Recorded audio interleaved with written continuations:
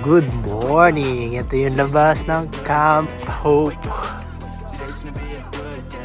Hello, Jamie! Ay, si Jamie. Klase ni Rai Rai. Yes! Kain tayo! Yun! Kain na! Ay ko! Ganda ng breakfast. Vlog muna. Dahil pagkain. Sarap dito. Pa-vlog tayo. Yeah. Morning, bro. Morning!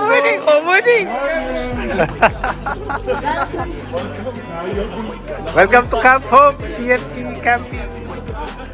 Hello guys, welcome to my vlog. Good day, wake up. Today's gonna be a good day. Wake up. Today's gonna be a good day. Wake up. Today's gonna be a good day. So life ain't easy, yo. I think there's a reason, though. Ups and downs, just like every different season, yo. Sometimes I'm high, other times I'm barely breathing, though. You always gotta fight and I. Tara guys, samahan nyo ako. Magano tayo. Explore natin tong Camp Hope. Yung area, oh. Ayos ba? Grocery kids. Ayun yung bundok, oh. Ay, makikita natin dito. Just for your information guys, ito yung kauna-unahang Couples for Christ camping sa community namin. Kasi bawat Couples for Christ dito sa Vancouver or dito sa Canada, may mga kanya-kanyang community yan eh. Depende sa mga churches.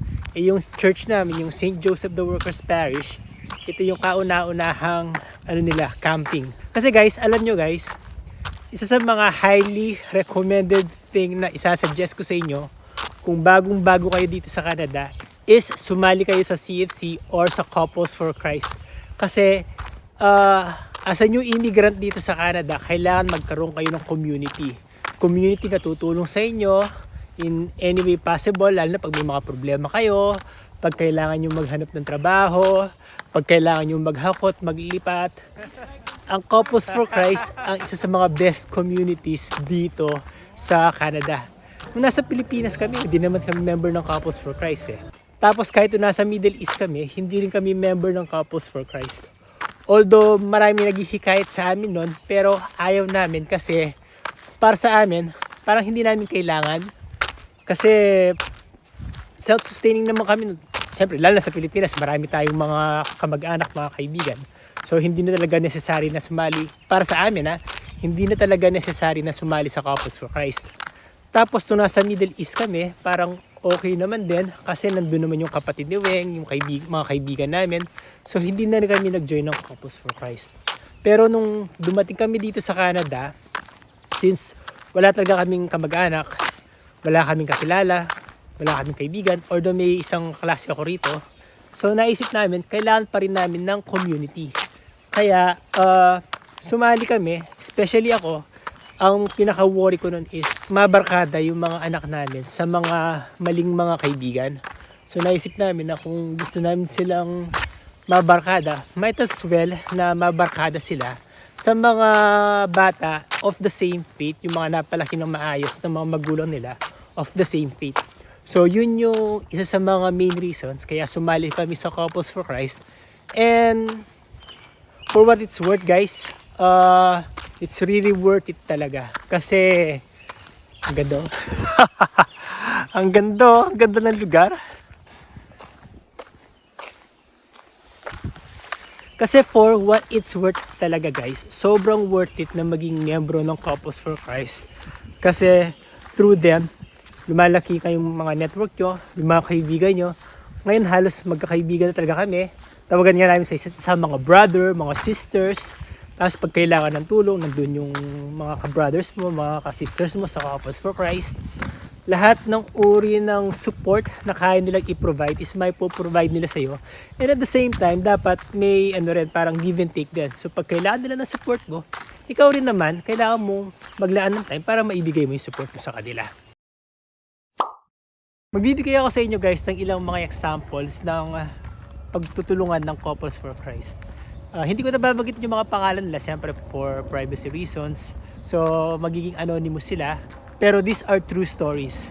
So, ang unang kwento namin is, meron kaming isang kaibigan na inatake sa puso, nagkaroon siya ng heart attack. Heart stroke ata yun, so hindi ko masyado maalala yung details. So, syempre, nira siya sa hospital. So, naka-recover naman siya. Pero dahil ang status nila rito is student lang, so kailangan nilang lumipat sa Victoria Islands para makakuha ng mas mataas-taas na points.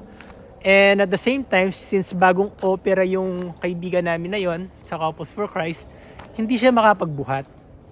So, although kahit alam namin na lilipat na sila sa Victoria at lilipat na sila ng community, kaming mga members ng Couples for Christ is nagtulong-tulong para yung mismong araw ng paglipat nila, paghahakot ng mga gamit, kami na yung naghakot para sa kanila. Kasi nga, hindi pa pwedeng maghakot yung ka-brother namin na yon kasi kaka-opera lang niya. So, ito yung isa sa mga examples ng tulungan within the Couples for Christ. Tapos, meron din kaming isang ka-brother, mag-asawa sila, brother and sister, mag-asawa sila, same student din, same same status, student sila rito. As you well know guys, nagkakaroon ng paghihigpit sa immigration namin dito.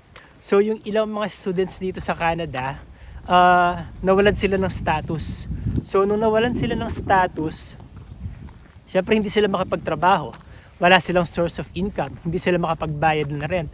So, ang option nila, either umuwi na lang sa Pilipinas or hintayin na ma-renew yung status nila. So, kung hihintayin nila na ma-renew yung status nila, paano sila kukuha ng mga panggastos nila sa araw-araw? Wala silang trabaho, hindi sila makapagtrabaho.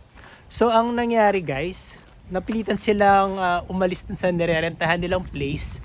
Pero for the meantime, nakitira sila dun sa isang kaibigan namin na may spare rooms pa na walang bayad. Yung kaibigan namin na yon is ka-Couples for Christ din. Tapos yung ibang members of the community, kung meron silang mga extra na mga pagkain, bigas, ulam, whatever, mga delata, dinadalhan sila para kahit papaano meron silang nakakain sa araw-araw at hindi sila masyadong maging pabigat dun sa ka-brother namin na nagpatira sa kanila ng libre. So, ito yung mga examples dito sa Couples for Christ dito sa Canada kung saan mararamdaman mo talaga na isa kang part of the community at talaga nagtutulungan kayo para maiangat nyo ang isa't isa, hindi yung naghihilahan kayo pababa. So, yun ang isa sa mga reasons kung bakit sinasabi ko sa inyo na highly recommended maging member ng Couples for Christ dito sa Canada kung new immigrants kayo guys. What's up is down, what's left is right. Chasing stars and holding you. Guys, try na! Tara tayo, lunch namin. Sarap! Yan is life. Rice is life. Wow! Trip naman ka mami kumuha ka. On top of the world.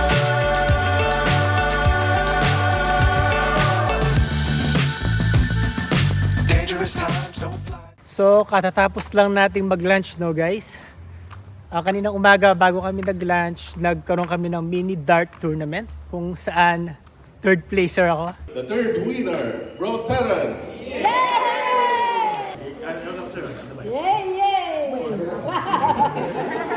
And yung mga bata nag-painting sila. Tapos yung mga mami naman is nag-walk around sila. So sinabi nila medyo maganda daw yung papunta rito sa left side na to, doon. So try natin pumunta ron.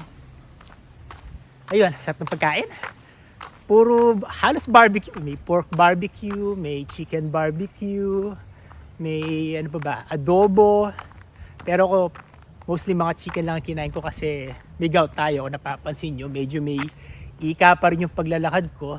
So yun, para bumababa ng konti yung ating uric acid, iwas muna tayo sa pork. Sarap na pagkain. Iwan muna natin sila. Magkwentuhan muna tayo. sabi nila dito sa area na to, paakyat daw to eh. Yan. So, paakyat daw doon. So, try natin doon na magpunta. So, for me guys, what makes the CFC for me the best Filipino community here in Canada? So, ito opinion ko lang naman. So, alam ko, tayo lahat, meron tayong mga kanya-kanyang mga opinion kung anong mga Filipino community sa Canada ang pinaka-the best para sa atin. Pero, bakit for me, why is Couples for Christ the best Filipino community? Dali, bago tayo magkwentuhan, tignan nyo to. Ang ganda! Diba? So, what makes the Couples for Christ the best Filipino community here in Canada? Here are some few reasons guys, mga personal opinion ko to. First and foremost reason is all the members of the Couples for Christ are practicing Catholic Christians. So, ibig sabihin guys, hindi nila paano ba? Ano ba sa Tagalog yun? So, ibig sabihin nun guys, they don't take for granted yung kanilang Catholic faith. So, they apply the Catholic teachings on marriage, on how to raise children, on how to raise a family sa kanilang buhay. So, bihirang-bihirang makakakita ka ng isang Couples for Christ member na mayabang kasi napaka-unchristian-like yung pagyayabang. Bihirang-bihira kang makakakita ng isang Couples for Christ member na hindi tumutulong, hindi nagbibigay ng kanilang time sa iba sa community, yung puro pansarili lang iniisip. Ang lahat sila, always naglalaan sila ng time para makatulong sa lahat ng members of the community.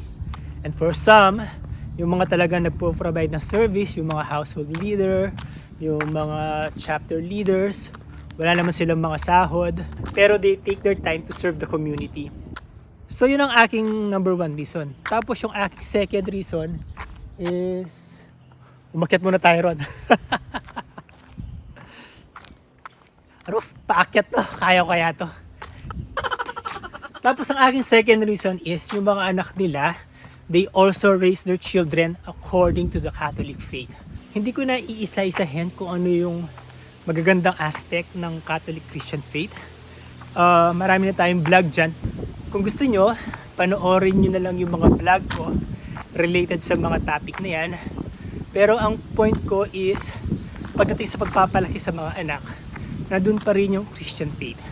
And napaka-importante sa amin bilang mga magulang na yung mga anak namin is lumaki of the same faith at magkaroon sila ng mga kaibigan of the same faith. Oh, ano rin pala to. Mga nagpipiknik rin dito. Ayan. Bumaba na tayo. Baka maano sila sa atin, may skandalo sila.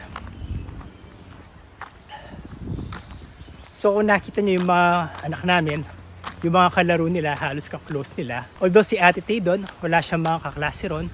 Yung mga kasama niya ron is nagkikita-kita lang kami sa simbahan. Pag may mga Couples for Christ meeting, si Rai Rai naman, isa lang yung klase niya ron.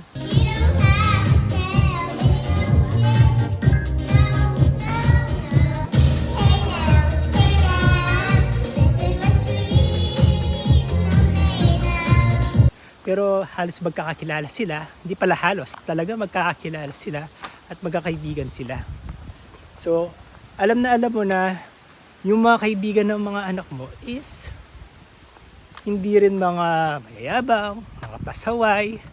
So, isa rin yan sa mga reasons kung bakit ang Couples for Christ ang isa sa mga best communities dito sa Canada.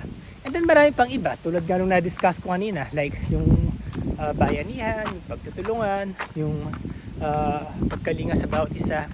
Ang Couples for Christ ay hindi isang grupo kung saan ang mga tao ay nagpupunta lang doon para magpayabangan. Ang Couples for Christ ay isang grupo kung saan ang mga tao ay talaga nagtutulungan and they try to live their life according to the teaching of our Lord Jesus Christ. So, yun yung mga reason guys kung bakit ang Couples for Christ ay isa sa mga best communities dito sa Canada. There you go guys. Tapos na yung aming camping, CFC camping for this year. Ayan, nag-uwi na yung mga kasama natin. So if you don't mind, please don't forget to subscribe to my channel, like this video, click the notification bell, and also hype this video kung kaya. Hanggang sa susunod. Maraming salamat. Bye! We wanna chase the night, wanna dance to the light, pull the stars from the sky, just two hearts running wild. Never sleep, never stop.